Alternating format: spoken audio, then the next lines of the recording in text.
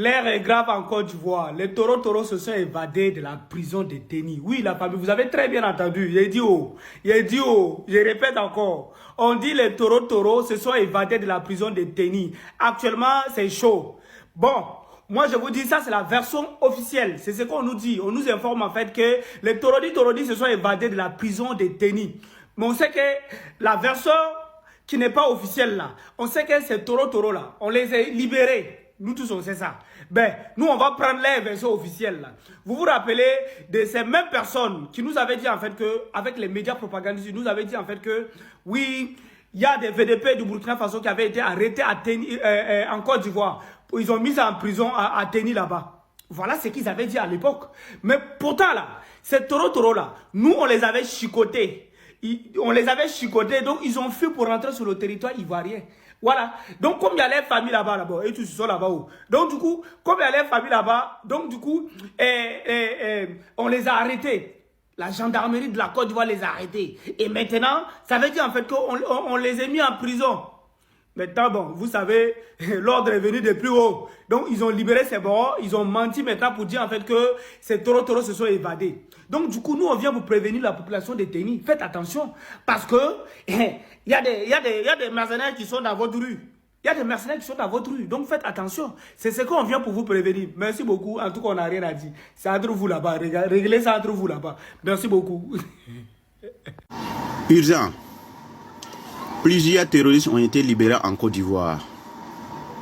À Tieni, une localité de Côte d'Ivoire a arrêté. Le chef de la gendarmerie a ordonné l'arrestation de plusieurs terroristes qui avaient franchi la frontière, rentrés en Côte d'Ivoire. Mais les autorités ivoiriennes ne sont pas contents, ont demandé au chef de la gendarmerie de Tieni de libérer ces terroristes immédiatement. Actuellement, les populations de Tieni ne sont pas contents. Ils sont vraiment énervés contre les autorités ivoiriennes parce que dans cette localité de la Côte d'Ivoire, ils souffrent. Ils ont subi plusieurs fois des menaces des terroristes. Actuellement, la population de Tieni ont demandé des explications aux autorités ivoiriennes. Voilà ces terroristes-là qui ont été arrêtés.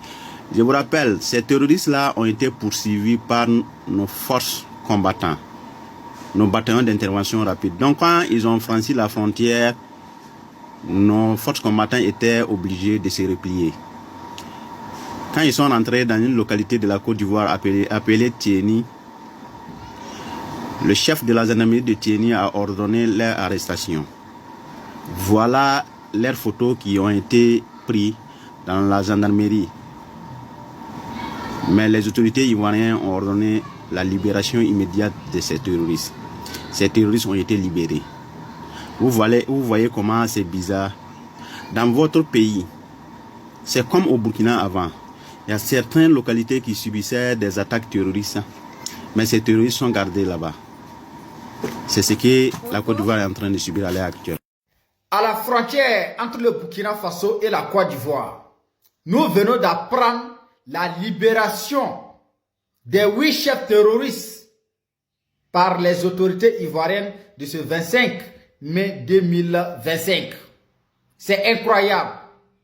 Ça nous prouve une fois de plus que les autorités ivoiriennes, Alassane Dramane Ouattara et son petit frère Téné Bréma, avec ses complices-là, sont des complices des terreaux. C'est eux qui nourrissent les terreaux. C'est eux qui protègent les terreaux. C'est eux qui logent les terreaux. C'est eux qui ravitaillent des armes à les terreaux. Je vais afficher les images de ces terreaux un à un. Ces terreaux-là, ils ont fui le Burkina Faso. Ils ont fui le Burkina Faso par la frappe et la puissance de nos forces de défense et de sécurité à la frontière entre la Côte d'Ivoire et le Burkina Faso. Ils sont rentrés en Côte d'Ivoire avec des armes.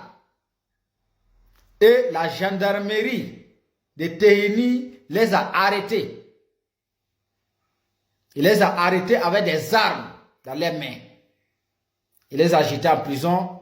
Et ils ont appelé Abidjan. Ils disent qu'ils n'ont qu'à libérer ces chefs terreaux là. Vous avez vu, non? Ça nous prouve une fois de plus que Dramane Ouattara est un chef terreau. Les autorités ivoiriennes sont des taureaux. Des gens qu'on les cherche au Burkina Faso pour les envoyer en enfer. Parce que ceux-là, ce sont des bandits, ce sont des cafards non identifiés. On les cherche pour les envoyer en enfer. Ils rentrent en Côte d'Ivoire, ils sont libres là-bas. Ils ont la liberté. Ils vont se préparer en Côte d'Ivoire pour revenir attaquer le Burkina Faso encore. Ah, c'est ce que Drawotra vient de nous dire. Si des gens qui ont commis des massacres, qui ont commis des crimes, on les cherche, ils rentrent chez vous et puis vous leur donnez la liberté. Ça veut dire quoi? Ça veut dire que on dit, vous êtes libre chez nous, on va vous nourrir, on va vous loger, on va vous protéger et puis vous allez attaquer vos voisins. C'est ça qui est là, c'est la définition qui est là. Sinon ces gens-là, il doit être remis à les autorités burkinabées. Ils sont recherchés. Il les a attrapés avec des armes, non? On dit qu'il faut les libérer. Ils vont les libérer avec ces armes-là. Maintenant, quand nos forces de défense et de sécurité font des reportages avec des appareils, avec des sources, on voit même les taureaux quittent au Burkina Faso pour rentrer en Côte d'Ivoire parce que là-bas ils sont sécurisés. Et des moutons viennent dire que non, que c'est faux, nanani, nanana. Voyez ça qui est là. Maximum de partage. Le Niger a décidé de poser un ultimatum aux géants pétroliers chinois. Et dans cet ultimatum, les personnels de la société chinoise présente au Niger doivent quitter le pays d'ici fin mai. Donc c'est pour vous dire, c'est pour très bientôt. Et les motifs qui ont été mis en avant par les autorités nigériennes, c'est le non-respect des lois nigériennes. Aujourd'hui, les expatriés qui sont présents au Niger ont une durée limitée.